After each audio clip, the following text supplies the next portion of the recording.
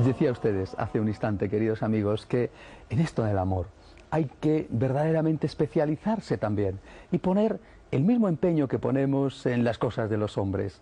¿Por qué no dedicar tanta intensidad a ser santos como a ser médicos, a ser ingenieros, a ser un buen profesional de los medios de comunicación? Al final, a lo mejor has conseguido triunfar en tu carrera o en tu trabajo y ganar muchísimo dinero y tener un nombre y no hay quien te aguante. Tienes un carácter endiablado, eres una persona con un montón de defectos y el dinero que te entra por un lado sale por la otra parte a base de vicios, a base de cosas que no deberías hacer o no deberías tener. Queridos amigos, realmente merece la pena especializarse en el amor y dedicarse seriamente, como lo más importante en la vida, a crecer en la santidad.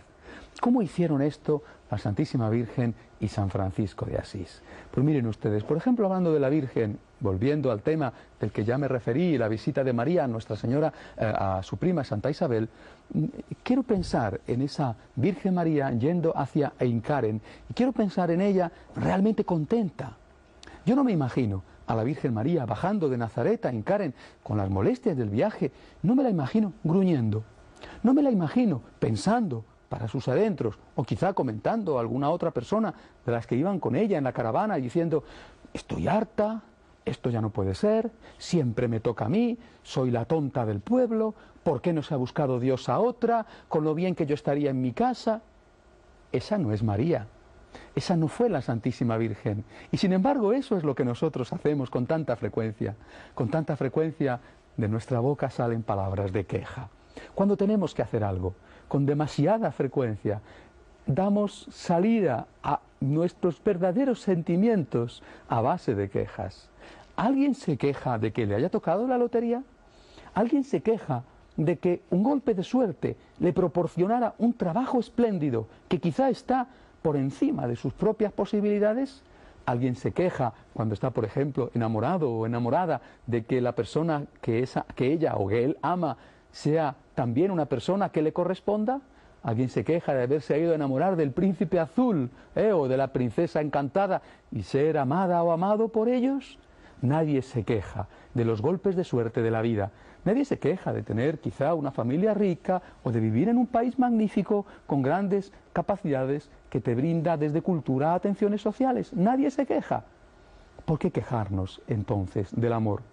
Repito, la Virgen María no era alguien que iba quejándose continuamente, no era alguien que iba diciendo a todo el mundo: estoy harta, esto ya no puede ser, estoy cansada de tener que ser siempre yo. ¿Se imaginan a la Virgen María quejándose del riesgo que estaba corriendo, asumiendo la maternidad de Jesús sin estar todavía desposada con San José, cuando San José hubo un momento en que estuvo a punto de repudiarla, en secreto ciertamente, sin pedir que la mataran ciertamente, pero al final repudiarla, con lo cual María se hubiera visto en una situación muy comprometida? ¿Se imaginan ustedes a María quejándose de que alguna persona quizá del pueblo hiciera alguna crítica de ella por el hecho de que había quedado embarazada antes de vivir definitivamente con José, con el cual estaba desposada? ¿Se imaginan a María yendo ante Dios a quejarse? Yendo ante nuestro Señor a decirle: ya no aguanto más, estoy cansada de ayudar a mi madre, Santa Ana, de ayudar a mi padre, San Joaquín, o más adelante de ayudar a mi marido, o más adelante de ayudar a mi hijo. ¿Se imaginan ustedes a María quejándose camino de Einkaren o llegando a su prima cuando su prima la recibe con tanto cariño diciendo aquellas palabras tan hermosas como: a mí viene la madre de mi Señor? Y que María, en lugar de proclamar el Magnificat y de decir es Dios el que hace las cosas, dijera: chica, vaya día de calor que he tenido, qué pesado es el viaje, si lo sé no vengo, realmente soy tonta, lo que tenía que haber hecho era haberme quedado en mi pueblo, ¿quién me manda a mí complicarme la vida? María no fue así. Y es así como reaccionamos y como actuamos nosotros. En el fondo, ¿por qué hacemos eso? Porque no consideramos que amar sea una suerte. Cuando uno sabe que el Señor se merece el amor, uno disfruta de amar. Uno disfruta de poder acudir al lado de la persona que tiene una necesidad, porque sabe que ahí está Jesucristo.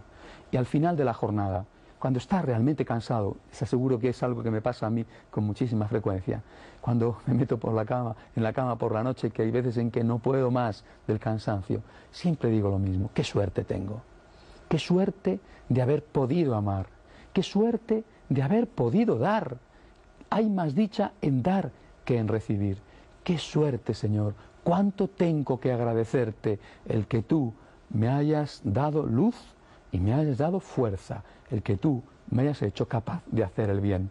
En esto podemos realmente imitar a la Santísima Virgen. ¿Y qué hizo San Francisco a propósito de este asunto? ¿Cómo se consideró él?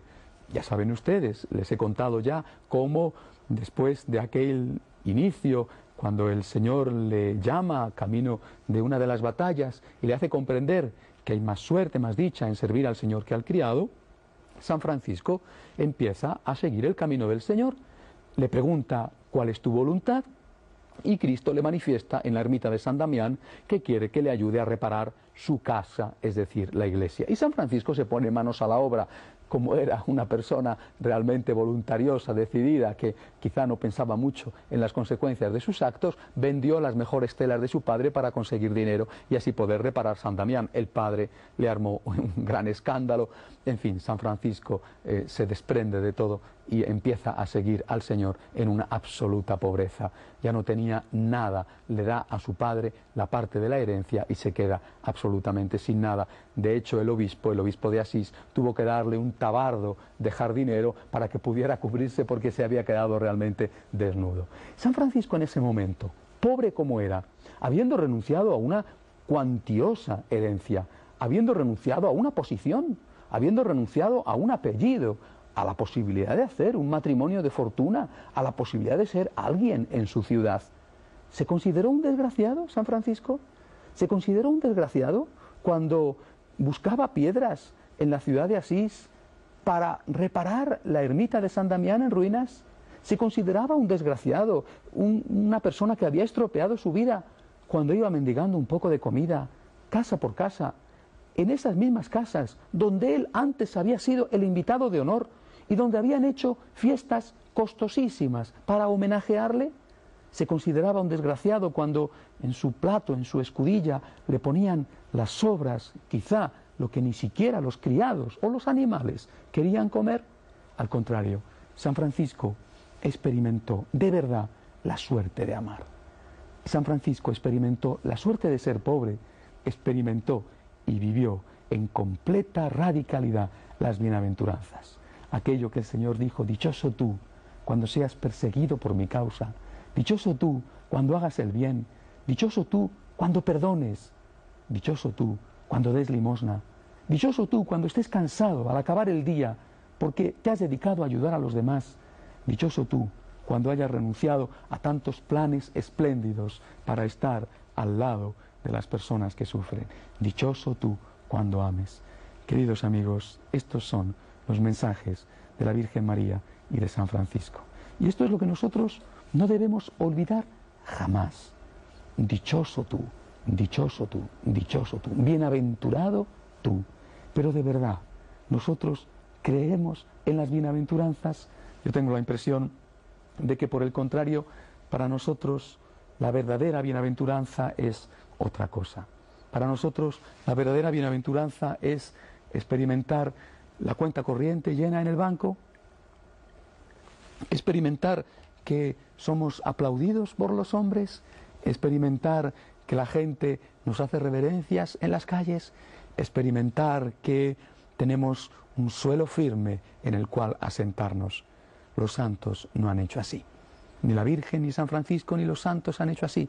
Todos ellos han comprendido que lo único que importaba, la verdadera bienaventuranza, era estar cerca de Dios, era amar a Dios, era amar al pueblo.